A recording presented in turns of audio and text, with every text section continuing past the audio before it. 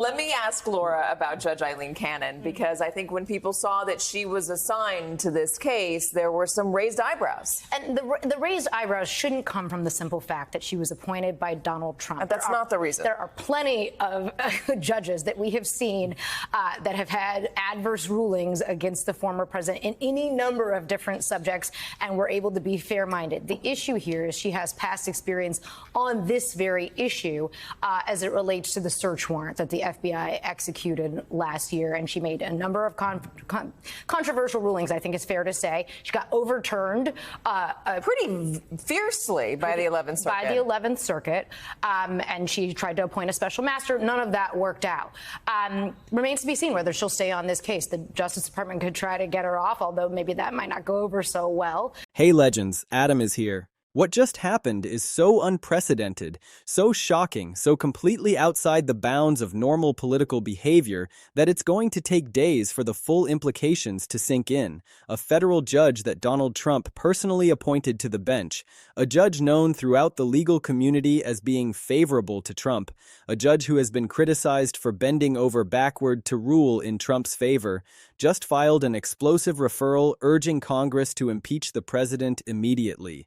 A federal judge has permanently barred the release of special counsel Jack Smith's investigation into President Donald Trump's hoarding of classified documents. That's the case that led to charges against Trump in 2023 in a matter that was once seen as the most perilous of the 4 criminal cases he faced at the time. That investigation alleged Trump stored sensitive documents at his Mar-a-Lago estate after he left the White House following his first term and obstructed government efforts to get them back. Thank you. U.S. District Judge Aileen Cannon, a Trump nominee, approved his request to withhold the report detailing Smith's findings from the public. She's the same judge that dismissed the case in 2024 after concluding that Smith was unlawfully appointed. Judge Aileen Cannon, the same judge who has been at the center of countless controversies for her pro-Trump rulings, just dropped a nuclear bomb on the president who put her on the bench. She is formally recommending that Congress revive impeachment articles and remove Trump from office. She is saying in official court filings that Trump broke the law. She is saying he violated the Constitution. In the initial matter, though, we should mention that it would go to a magistrate judge. So the judge who hears it on Tuesday, when he comes in for his arraignment, his first appearance, he'll enter a plea. That will be in front of a different judge. Is that Reinhardt? Yes, exactly. And so the Judge Cannon would be overseeing the larger issues, which are far more substantive in terms of pretrial motions. What does the protective order look like in terms of what discovery is exchanged between the parties? Pretrial motions are going to include motion to dismiss. Correct. And that's why if she does stay on the case, seeing how she treats those could be important. She is saying the evidence is so overwhelming that Congress has a constitutional duty to act. And she is not whispering this in a closed courtroom. She is putting it in writing for the entire world to see. A Trump judge, a far-right judge, a judge who was supposed to be on his side, just called for his impeachment. Let's walk through exactly what Judge Cannon did and why it matters. Cannon has been investigating the Epstein document deletion scandal. She has been looking into what happened to the files that were supposed to be released to the public, the files that Congress demanded be made transparent, the files that mysteriously disappeared from the DOJ database right before they were supposed to go public. And what she found is devastating. She has server logs showing unauthorized access to the database. She has documentation proving exactly which files were removed and exactly when they were removed. She has evidence that people in the White House, specifically aides to Pam Bondi, accessed the system after the congressional deadline had passed and deliberately deleted specific pages. 147 pages in total. Every single one of them mentioning Trump by name. Every single one containing information about Trump's connections to Jeffrey Epstein. Every single one containing allegations from Epstein victims that implicate Trump personally. And Cannon looked at all of this evidence, reviewed the server logs, examined the access patterns, traced the deletions back to their source, and reached an unavoidable conclusion. Trump ordered this. Trump directed Bondi to have those files removed. Trump wanted those pages hidden from the American people. Trump obstructed justice to protect himself from criminal exposure. And then Cannon did something no one expected. She referred the matter to the House Judiciary Committee for Criminal Investigation and Prosecution. She explicitly urged Congress to revive the impeachment articles in House Resolution 353 and move forward with a full House vote. And then she said something that should be carved into the history books. She wrote, "Judges serve the Constitution, not presidents, even far-right presidents." Those are her words. A Trump appointee, a judge conservatives celebrated, a judge placed on the bench specifically to advance the legal theories of the Trump movement. That judge just called Trump far-right. That judge just said Trump thinks he's above the Constitution. That judge just said Trump needs to be impeached. Think about what that means. If a judge who is sympathetic to Trump, who has ruled in his favor repeatedly, who was chosen specifically because she shared his judicial philosophy, if that judge concludes that Trump broke the law and must be removed, then the evidence is not close. The evidence is not ambiguous. The evidence is overwhelming.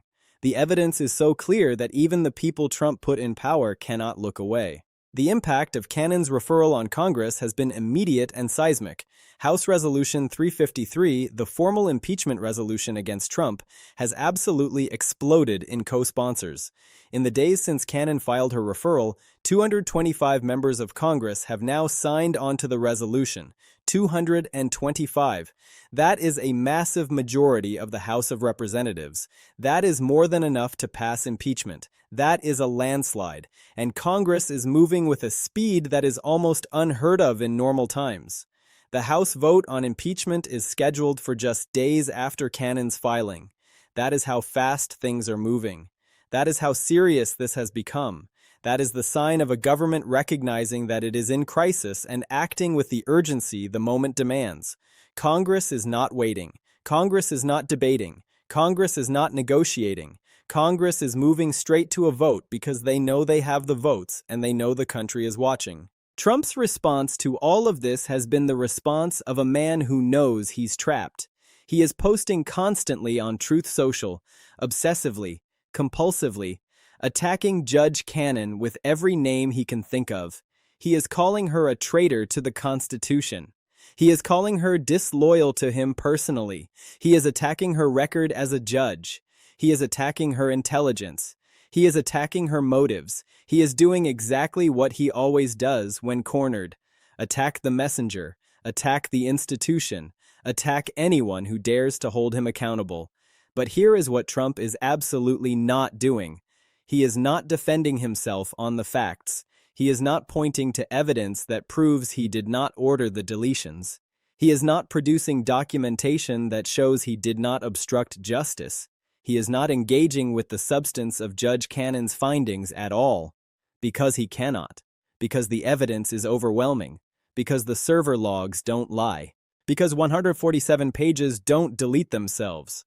Trump is attacking the judge because he has no defense. He is screaming because he has no argument. He is panicking because he knows what comes next. Now let's talk about what Judge Cannon actually uncovered, because the details matter. She found that the unauthorized access to the DOJ database happened after the congressional deadline for releasing the Epstein files had already passed.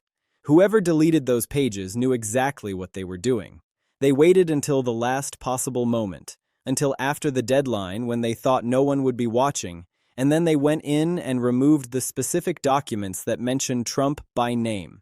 This was not a mistake. This was not an accident. This was a deliberate, calculated, intentional act of obstruction designed to hide evidence from the American people. And Cannon traced it back to the White House. She traced it back to Bondi's office. She traced it back to people acting on direct orders from the president. This is not speculation. This is not inference. This is documented proof. Server logs, access patterns, file removal timestamps. The evidence is there for anyone to see. And in her 22-page referral, which is comprehensive and scathing, Cannon lays out exactly why this matters for impeachment. She writes that Trump violated his oath of office. She writes that Trump abused his power. She writes that Trump obstructed justice. She writes that Trump tried to prevent the American people from knowing the truth about his connections to Epstein. And she concludes that this conduct meets the constitutional standard for high crimes and misdemeanors. She is not suggesting that Congress might want to look into this. She is not recommending further study. She is explicitly and directly urging Congress to impeach Trump immediately. She is telling them that the evidence is clear and that their duty is unmistakable. The political landscape right now is shifting so fast it's hard to track. With 225 co-sponsors on the impeachment resolution, passage in the House is guaranteed. There is no scenario where impeachment fails. The only question is what happens in the Senate. And right now, the Senate looks like it could go either way. There are Republicans who have been waiting for cover to vote against Trump. There are Republicans who have been looking for a reason to break ranks. And Judge Cannon just gave them all the cover they could ever need.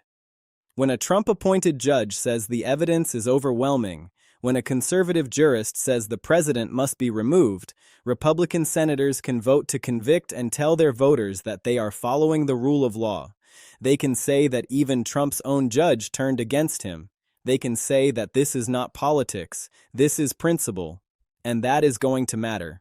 The timing of all of this makes it even more devastating for Trump because it is happening simultaneously with everything else.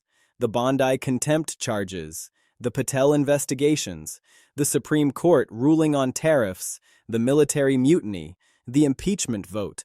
It is all happening at once. It is all converging on the same moment.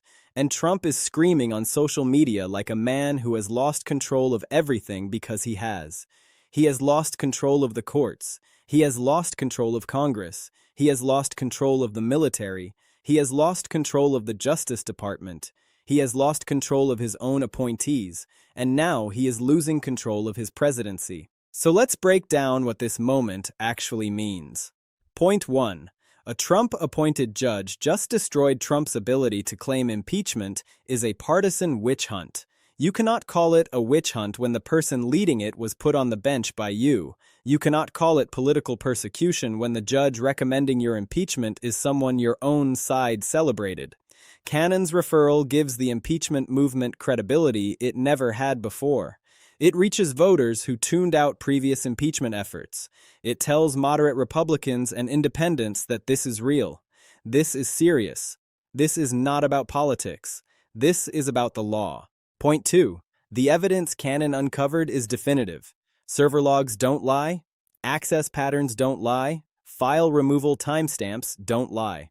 147 pages mentioning Trump by name were deleted from the DOJ database after the congressional deadline. Someone in the White House ordered that deletion. Someone working for Bondi carried it out, and Cannon traced it back to Trump. That is not circumstantial. That is not a he said, she said. That is hard, documentary proof of obstruction of justice. And in an impeachment trial, that evidence is going to be devastating. Point 3. The House vote is happening immediately. With 225 co-sponsors already signed on, passage is certain. Trump will be impeached. There is no stopping it. The only question is how many Republicans vote yes. And the answer is likely more than anyone expected because Cannon's referral gives them permission. It gives them cover. It gives them a reason they can take back to their districts and explain to their voters. Point 4. The Senate trial is going to be the biggest political event in years. And during that trial, all of Cannon's evidence is going to come out. The server logs, the access patterns, the timestamps, the testimony. The American people are going to see exactly what Trump did. They are going to see him ordering the deletion of evidence that implicated him personally. They are going to see him obstructing justice to protect himself. And they are going to watch the Senate decide whether that conduct warrants removal from office. Trump's screaming on Truth Social is not going to stop any of this. His attacks on Judge Cannon are not going to make the evidence disappear. His rage is not going to undelete those 147 pages. He is trapped. He is cornered. He is facing the end of his presidency. And the person who delivered the final blow was not some liberal activist judge he could dismiss as part of the deep state. It was his own judge, his own appointee, someone he personally selected and placed on the federal bench, someone who was supposed to be on his side. That is what makes this moment so devastating. That is what makes it impossible to spin. That is what makes it the beginning of the end.